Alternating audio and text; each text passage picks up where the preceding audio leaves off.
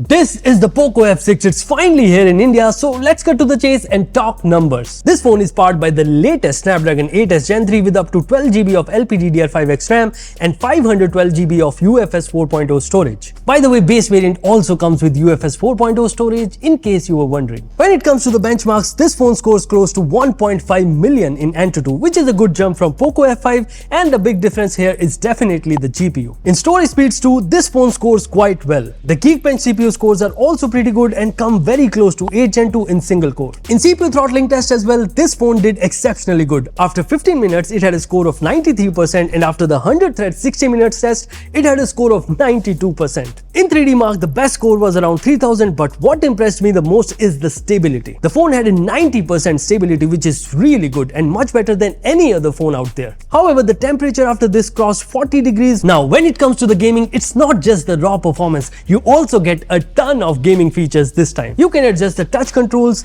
enhance the visual with these 4 modes, tweak the GPU settings to adjust the frame rate, resolution, and even change the texture quality. In BGMI, you get Ultra HDR plus Ultra Max graphics, but at smooth, it is limited to 60 FPS. Let's hope they roll out an update soon. In COD Mobile, we do get 120 FPS in medium graphics and the gameplay is buttery smooth. In Genshin, this phone easily handles the highest graphics at 60 FPS, and in COD Warzone, which is very unoptimized, this phone runs at around 80 to 90 FPS, which is great. Also, I played for hours and the maximum temperature that I saw was around 42 degrees. Apart from that, in my 1 week of using this device, I did not face any issues. There were no weird bugs or lags or stutters, and it performs quite well and handles everything without any issues. Now that you have a fair idea of the performance, let's talk about the rest of the phone. The unboxing experience of this phone is pretty good, as you get a silicone case, pre-applied screen protector, and a 120-watt charger in the box, although the phone supports 90-watt charging speeds. Now, when it comes to the design, this phone has very understated yet premium look. The in-hand feel is very good. It feels sturdy and well built, even though the back and the sides are still plastic.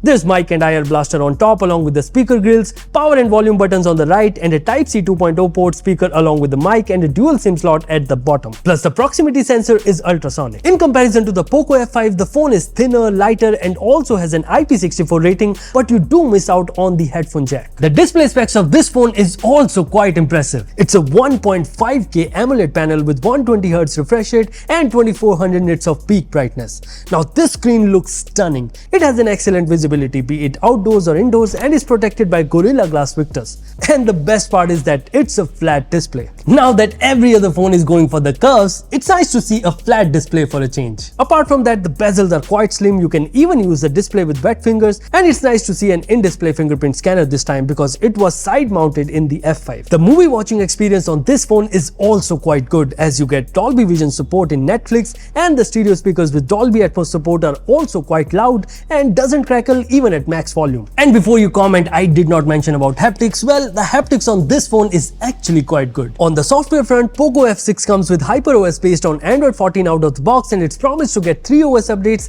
and 4 years of security patches. You do get 14 pre-installed apps with personalized ads and class, so you have to set up this phone carefully. Other than that, there's MIUI dialer built in, which could be useful for some. There are 2 very cool features as well. First is the active visual perception, which uses the camera to automatically lock the screen when you move away. And second is the contactless gestures, which we have seen in other phones as well. You also get some AI features in the gallery such as image expansion, magic eraser, bokeh, and more. Now that we have entered into the gallery and looking at these photos, let's talk cameras. The main camera is now upgraded from the OmniVision sensor to the 50 megapixel Sony IMX882 sensor with OIS.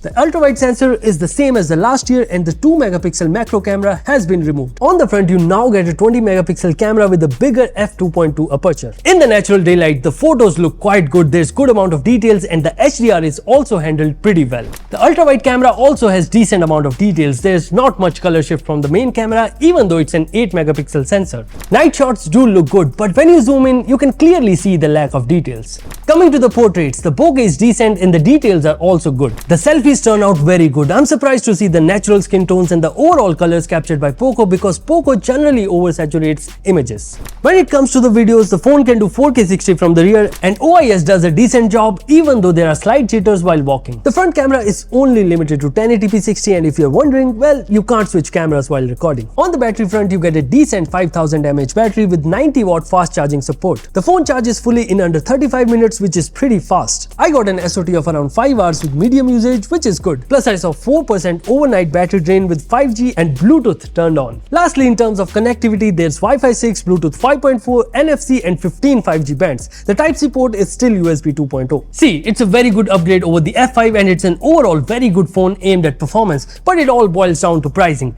If Poco priced this phone under 30,000 rupees, I think a lot of people will be interested in this. Now at the time of shooting this video, we don't know the price, but I'll pin it in the comments. And we are also working on a full review for the Poco F6, so if you guys have any questions, ask us and we'll answer them in a full review. Thank you for watching and I'll see you in the next one.